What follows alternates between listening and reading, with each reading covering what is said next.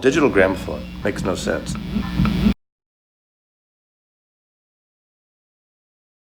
So in 2012,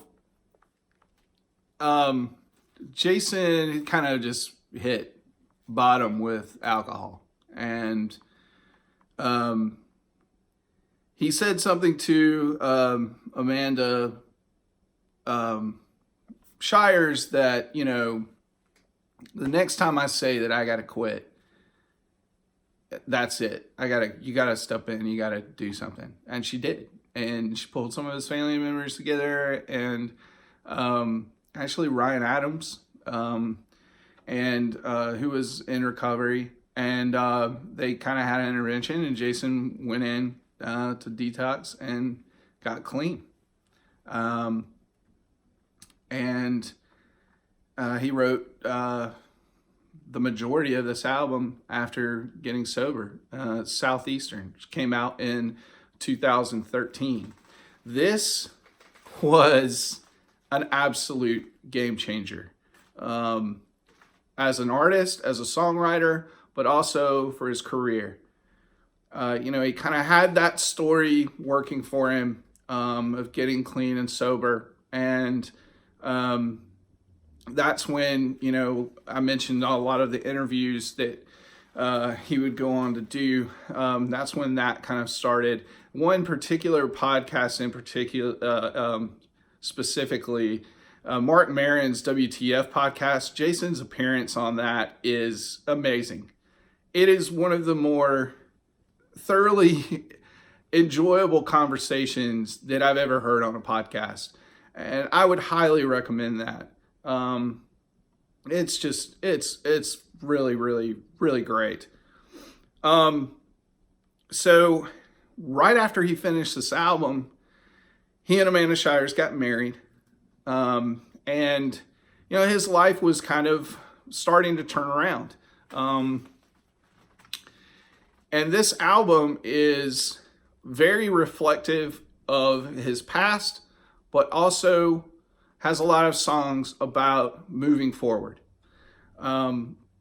There's some really, really dark stuff on here, some very, very sad songs, but it's the kind of singer-songwriter album that makes me think of, Jason Isbell's Heartbreaker, and then Bruce Springsteen's Nebraska, especially because of the dark tonality that tends to run throughout it. Some of those darker songs that kind of reflect on his past are like Stockholm, which is a reference to Stockholm Syndrome. Let's see, Live Oak is a very, very introspective song about dealing with one's past. The song New South Wales, which was kind of inspired by an Australian tour that he went on with Justin Townes Earl.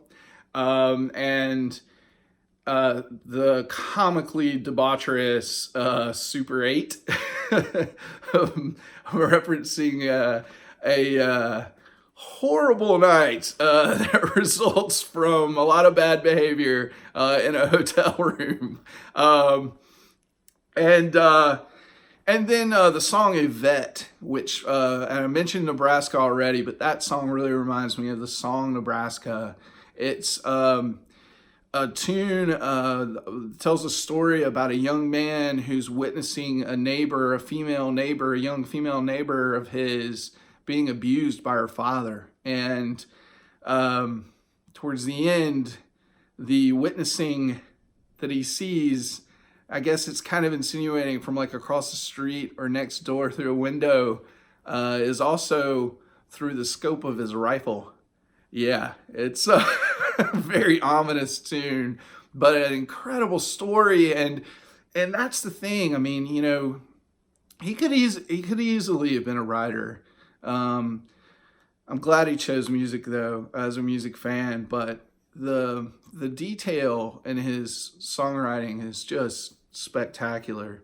But the two songs that are real stand. I mean, the whole album from start to finish is great.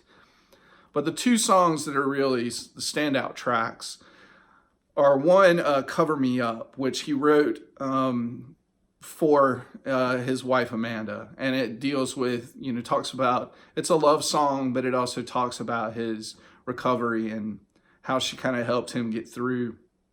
It's an absolutely amazing song, and elicits such a response. So there's such an emotional response from the audience when it's performed live. He's crafted a really incredible arrangement of that song now live. And then the other song, "Elephant," which got a lot of attention when this album came out. And for those of you that are familiar with it, you know how stunning of a song it is. But for those of you that aren't familiar with it, I'm going to play it. I'm going to get it in here if I can. And I'm going to play the entire thing from start to finish, not just a clip. Just a stunner of a song.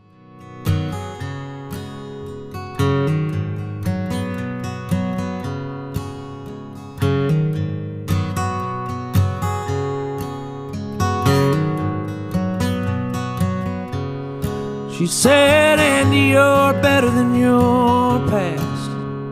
Winked at me and drained her glass. Cross-legged on a bar stool like nobody sits anymore.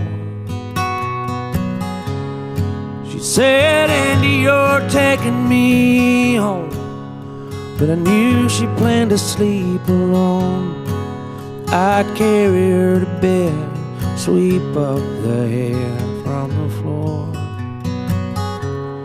If I'd fucked her before she got sick, I'd never hear the end of it. She don't have the spirit for that now. We drink these drinks and laugh out loud, bitch about the weekend crowd, and try to ignore the elephant somehow.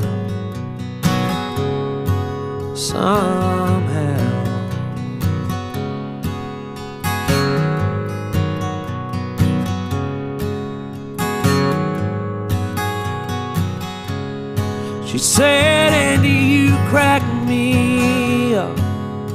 Seagram's in a coffee cup, sharecropper eyes and her hair almost all gone. When she was drunk, she made cancer jokes. She made up her own doctor's notes. Surrounded by her family, I saw that she was dying alone. I'd sing her classic country songs and she'd get high and sing along. She don't have much voice to sing with now. We burn these joints in effigy, cry about what we used to be, try to ignore the elephant somehow.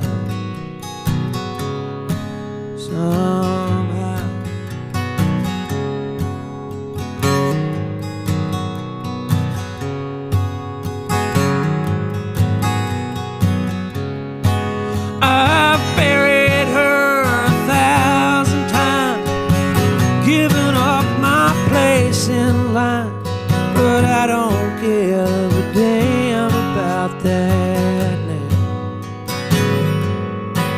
There's one thing that's real clear to me: no one dies with dignity. We just try to ignore the elephant somehow. We just try to ignore the elephant somehow. We just try to ignore the elephant somehow. Somehow. Somehow.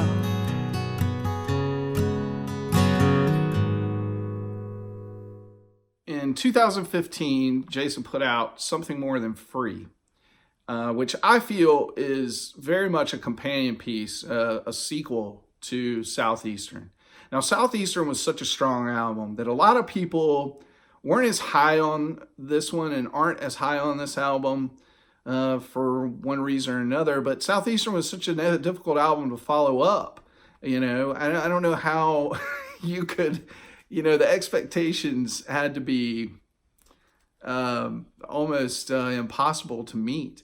But now that it's had some years, now that it's got some years under its belt, I really love this album. You know, one of the things about Southeastern was that it was so deeply personal and that it came from a point of view or a perspective of a difficult transition in his life, you know. And this album is a little bit brighter. I mean, there's still some sad ass songs on here, but it's a little bit brighter, and the focus is kind of turned towards other characters and other people in his life.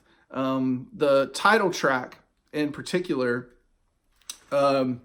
was inspired by a conversation he had with his dad. And in the chorus, there's the line, "On Sunday morning, I'm too tired to go to church, but I thank God for the work." And it was because he was having a conversation with his dad, who was a maintenance man at a hospital, and he would work 6-7 days a week. By the time Sunday rolled around, you know, his wife and other kids would go to church, and he just didn't feel like it, you know. And that's the thing about the South, the Bible Belt, is that that's what people go to church for, is to be grateful, you know, for the things that they have in their life, to show gratitude that I have this great job, that I'm able to support my family. And he can't even go and show that gratitude because he works so damn hard, you know. It's a beautiful, rather simple sentiment, and it's such a great tune. You know, the other song, "Children of Children," was inspired by his mother. Now his parents eventually got divorced, but they had him. She had him very young. They were both teenagers when Jason was born. And there's the line, and I want to get it right, so I pull it out. There's the line, "I was riding on my mother's hip. She was shorter than the corn. And all the years I took from her just by being born." I mean, it's a wonderful line, you know, dealing kind of with his own guilt for being born so, you know, to her when she was so young, and not allowing her to kind of live a more fruitful life. You know, having to become a mother at such a young age had to be such a difficult thing. But that song is a great song. It's this Neil Young-esque kind of slow building rock song with an incredible outro. And he plays an amazing solo that you really hear live. This album's kind of a quiet album. The production on it is a little bit more subdued. So a lot of these songs take on another life live, which is good. I mean, that's something that I like, you know, as a live music fan. So two of my other favorite songs on here, again, from start to finish, this is a great album. But two of my favorite songs on here are at the end. And the first one being Palmetto Rose, which is written from the perspective of an African-American cab driver in Charleston, and using the metaphor of the palmetto rose. And those of you who might be familiar with it, it's made from like palm reeds and palmetto reeds, and it's sold to tourists, you know, kind of when they visit Charleston. It's a very kind of a local thing. And, you know, it deals with kind of, you know, a darker history of Charleston. It has a long history of a racial, you know, divide. But the chorus is such a triumphant one, and you know, it's a celebratory chorus that's expressing, you know, a pride in where the narrator lives. You know, it's a great tune, kind of bluesy, But yeah, great song. And then the last song, which is called To a Band That I Loved. And a lot of people had the theory that this song was about the Drive-By Truckers, but actually it's about the band Centromatic, who Jason was a huge fan of, and they broke up around this time. I'm a big Centromatic fan. I've gone way back with them as well. And so that was really kind of cool to find out that song was about that band. And at the end, there's this really kind of off-kilter, weird kind of breakdown outro, and it is such an homage to Centromatic, and fans of that band would be able to pick it out immediately, if they heard it. But yeah, Something More Than Free is such a cool album. Right before this came out, Sadler Vaden had joined the 400 unit as the second guitarist.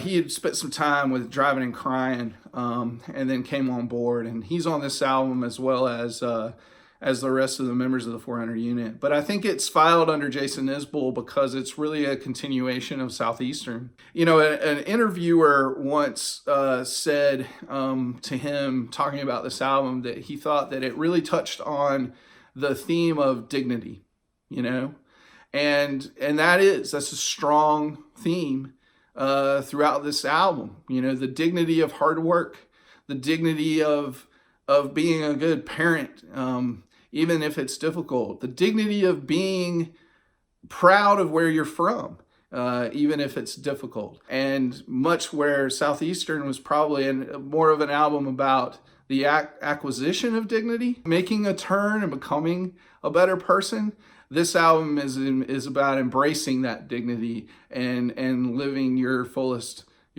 life. It's a really good album. You just can't go wrong with either two of those.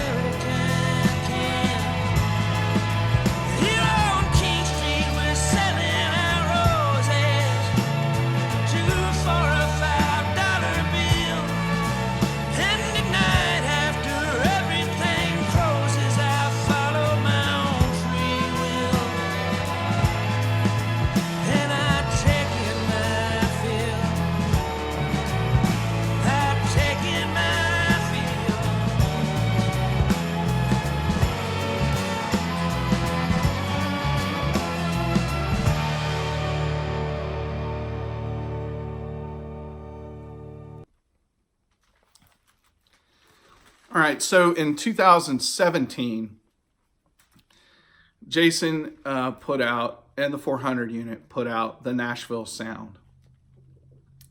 And Something More Than Free, this was coming off of Something More Than Free winning a Grammy. for Best Americana Album, and the song 24 Frames won a Grammy as well. He had really kind of become an established name now in the music industry. And a lot of people were kind of taking him on, much like the same with Sturgill Simpson, Chris Stapleton, guys like that. He was kind of being looped in with those guys as a savior of country music. And that really, as a longtime fan, really bugs me. I can't stand when people call Jason Isbell a country artist. Not because of my feelings about country. I love country music. But he's not a country artist. And the genre and term Americana exists for a reason. If you want to call him anything, you just call him a singer-songwriter. But his music covers all genres. And to kind of take him on as this kind of champion of country music is misguided, in my opinion. It's like when Nashville tried to claim Elvis Presley or something. You know, it's a joke. But anyway, I digress. This album is named the Nashville Sound. He's been living there for some years now. But it's named the Nashville Sound because it was recorded at RCA Studio, which is a historic studio. Chet Atkins recorded there many years ago, and the music that he recorded there was kind of like this countrypolitan music that was meant to have crossover appeal, mass appeal, you know, break into the rock market. And it was called, you know, that music was said to have had the Nashville Sound. He's also kind of using that term as him kind of planting his flag in the ground, right? Everybody knows about the Nashville Machine and all of this country music that sucks. Let's just be real. And there are a lot of musicians in Nashville that are, and have been for years, making stuff that is a lot more authentic. And Jason has talked about how he and his band and friends of his that kind of have a shared artistic vision, they actually benefit from that Nashville Machine, you know? So they don't completely shit on it, but because they benefit from it. They kind of pick up the apples that fall from the tree onto the ground and use them to their advantage, if you will. This album, also produced by Dave Cobb, much like the two before it. He put the 400 unit on this album because this is kind of much more of a band album, I feel. He wrote songs, and as he was writing them, he had certain parts by these musicians in mind. And that makes a huge difference. This album kind of wipes the slate clean. He's talked about in an interview before how a lot of songwriters start out and they kind of write about themselves because it's what they know best, you know? And that's what he had done up until this point in his career. And what he's trying to do now is kind of write songs more with the world in mind, really. And, you know, there's only so many things that you can say about yourself and your life. So, you know, he'd also become a father at this point.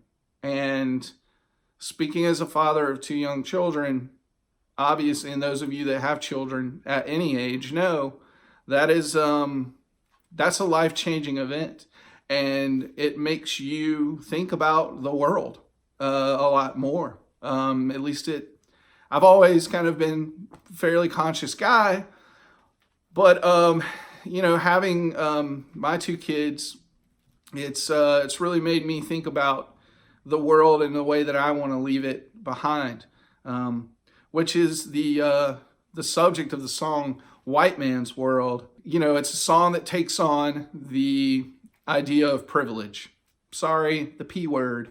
But you know what? And he's taken some shit for that song. In particular, when I saw him last in Charlotte, there was someone in the audience that was like a conservative blogger. And she went to Twitter right after that show, called him out for that song. And, you know, he's a very progressive-minded guy. His politics are very progressive. But he's also in the interest, his biggest interest is finding what is common, what people have in common. And that song is not preachy in any manner. And I thought that action and the action of others who've kind of called him out for writing that song, they have their own agenda in mind. Because when he wrote that song, he wrote it with his daughter in mind, and his wife in mind. He is acknowledging the fact that he has been afforded certain things in his life because he's simply a white male. There's nothing wrong with acknowledging that. And, you know, he's witnessed it firsthand. His wife is a musician. She has her own career. And he's seen how she's been treated differently by the music industry. And it affects him deeply. And he wants and longs for a world where everyone is really treated equally. You know, if that's ever going to happen, who knows? But he wanted to express that in a song, and he did. And it's a freaking fantastic song. It's a great song.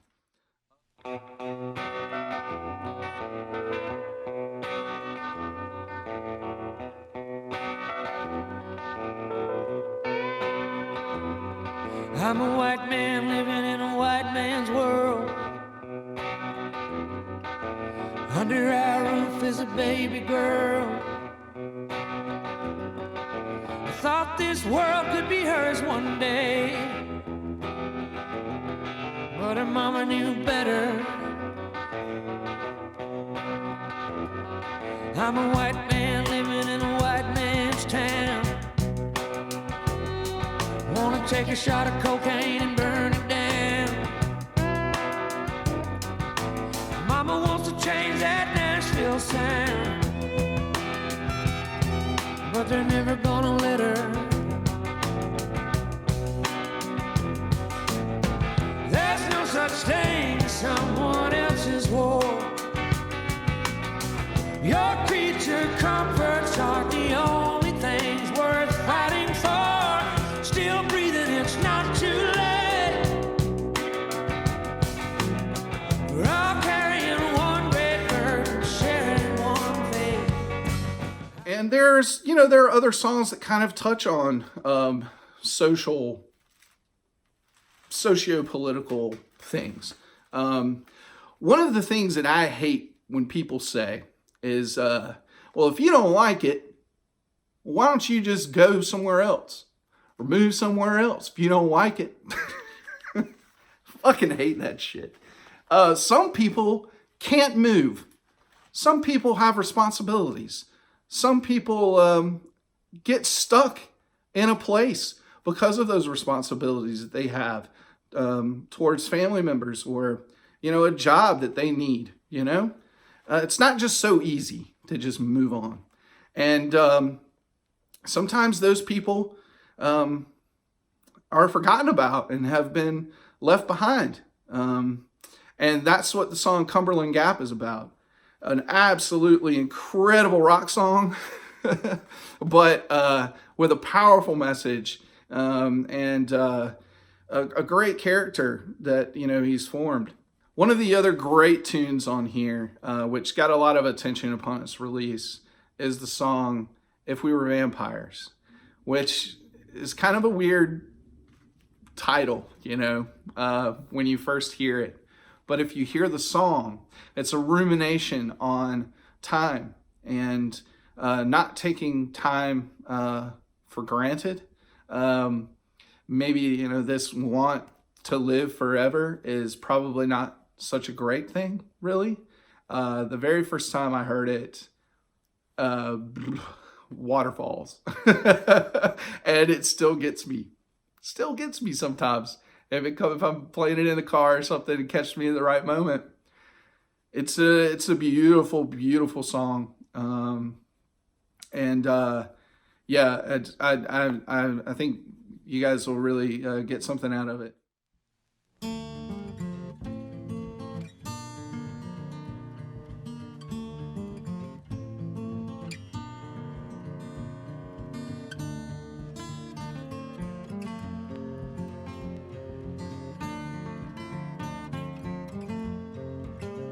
It's not the long flowing dress that you're in, or the light coming off of your skin, the fragile heart you protected for so long, or the mercy in your sense of right and wrong. It's not your hands searching slow in the dark, or your nails leaving love's watermark. It's not the way you talk me off the roof, your questions like directions to the truth. It's knowing that this can't go on forever.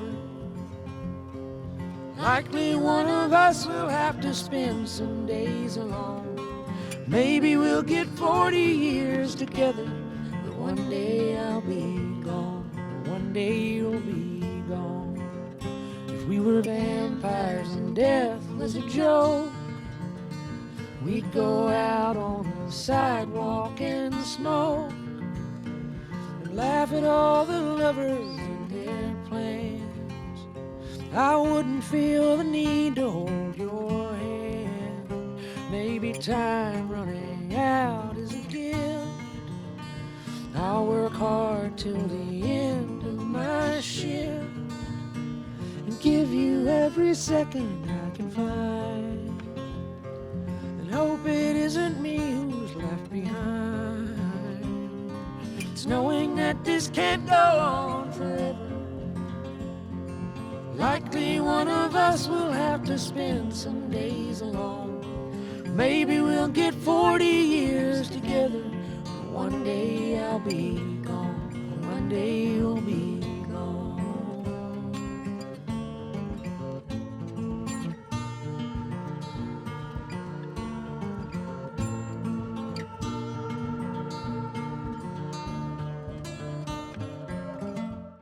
Now, one of the other songs that I really like a lot here, it's kind of a deeper track, is the song "Chaos and Clothes," and this is a really good example of how Jason has such wide influences. This song, how it's recorded, the layered kind of vocal that exists, it's very reminiscent of Elliott Smith. Very reminiscent of Elliott Smith. And it's such a cool sounding tune, and it really shows just kind of like the versatility that he has as a songwriter and as a recording artist. So Jason has said, and there's still some really sad songs on here, okay? He can't help himself. He writes sad songs. But he said that part of writing with a worldview and thinking a little bit more from a worldview with his songwriting, he wanted to kind of write songs that are a little bit more optimistic. And one of the songs on here is called it's called Hope for the High Road. And there's a section of that song that really, I feel, kind of sums up the record as a whole. The line is, I've had enough of the white man's blues. I've sang enough about myself. So if you're looking for some bad news, you can find it somewhere else.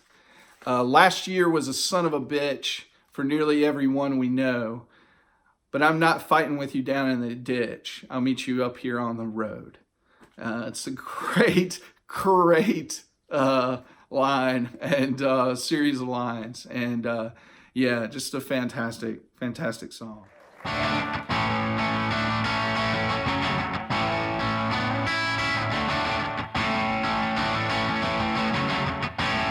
I used to think that this was my town. What a stupid thing to think. I hear you biting off a breakdown. I myself am on the brain. I used to want to be a real man. I don't know what that even means. Now I just want you in my arms again, and we can search each other's dreams. I know you're tired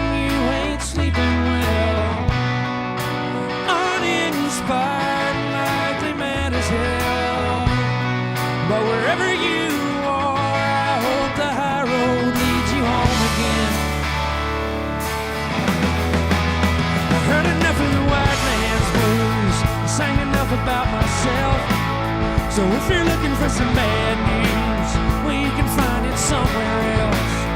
Last year was a son of a bitch for nearly everyone we know. But I ain't fighting with you down in the ditch. I'll meet you up here on the road.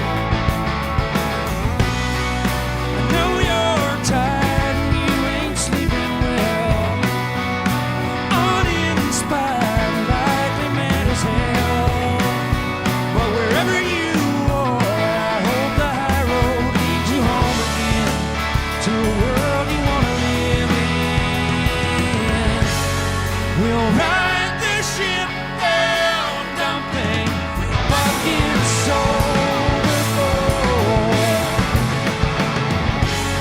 There can't be more of them than us.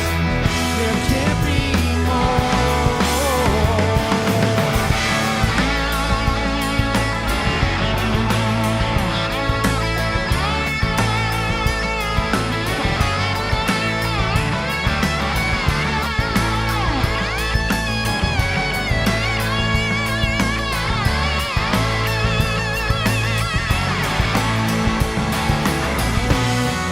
I know you're tired, you ain't sleeping well. Uninspired, likely mad as hell. But wherever you are, I hope the high road leads you home again to a world you want to live in. To a world you want to live in.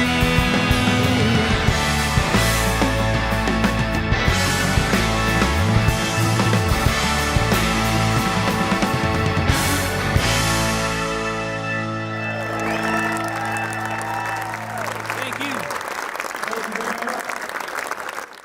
Okay, guys, so that's it. Just my little artist spotlight on Jason Isbell. I tried my best not to ramble as much, be a little bit more prepared for this one, so I apologize if I... As you sit down, you really start out strong on these things, and then you just kind of like get to tire over time, and it's it's a marathon, not a race, guys. That's probably good advice for people that start making these videos, right? Not anybody wants any advice from me. I got my Jason Isbell thing out, and I feel like it's something that I've just been wanting to get out there, and so I got it out there.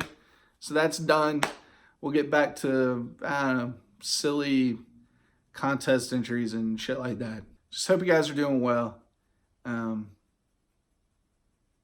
We'll see you in the next video. All right, bye. This next song I wrote for my wife, Amanda, quite a few years back.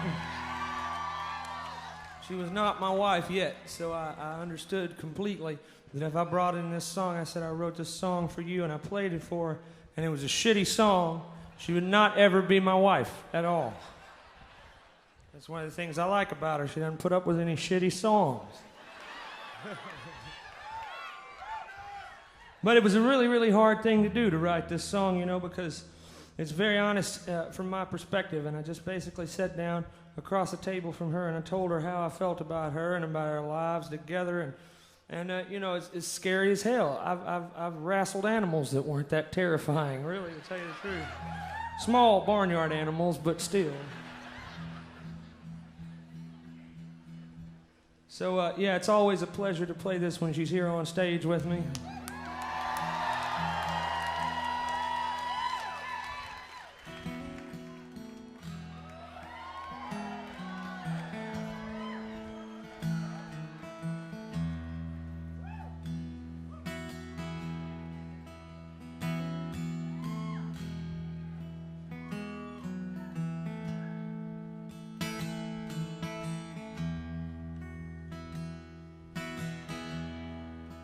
Heart on the run, keeps a hand on the gun.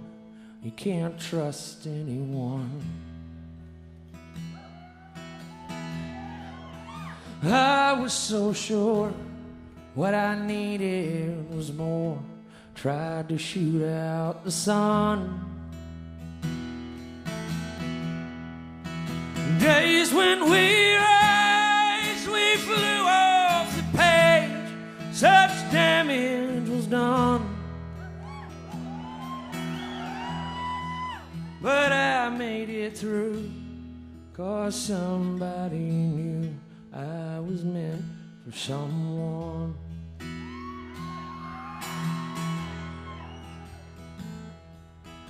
Girl, leave your boots by the bed. We ain't leaving this room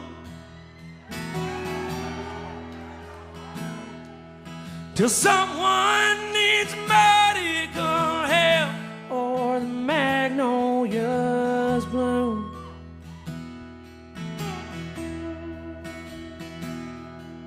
It's cold in this house. Chop wood, cover me up, and know you're enough to use me for good.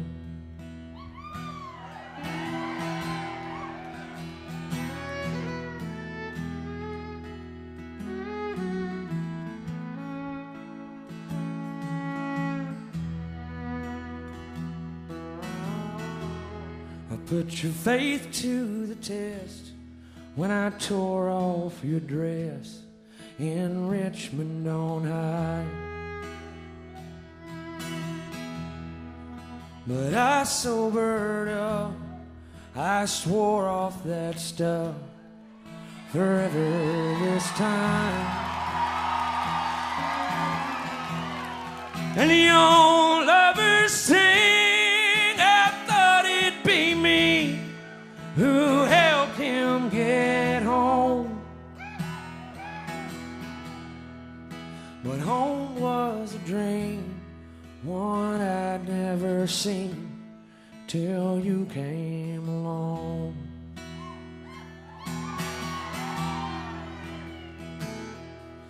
So girl, hang your dress up to dry. We ain't leaving this room to Percy Priest barracks open wide and the river runs through.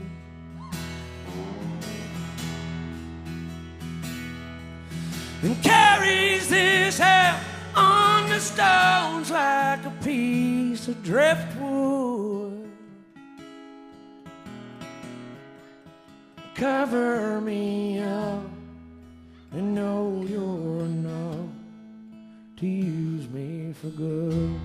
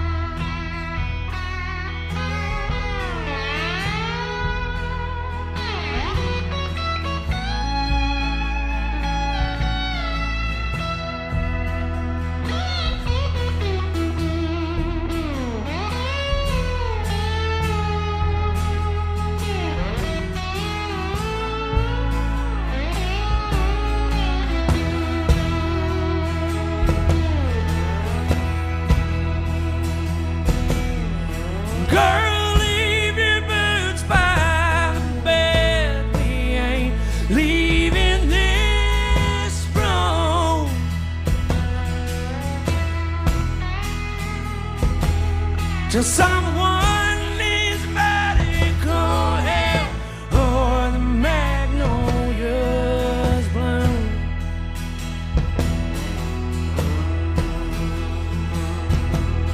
It's cold in this house. I ain't going out to chop wood.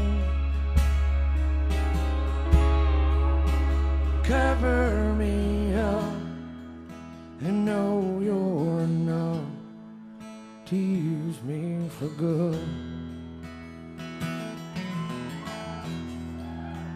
cover me up and know you're enough to use me for good.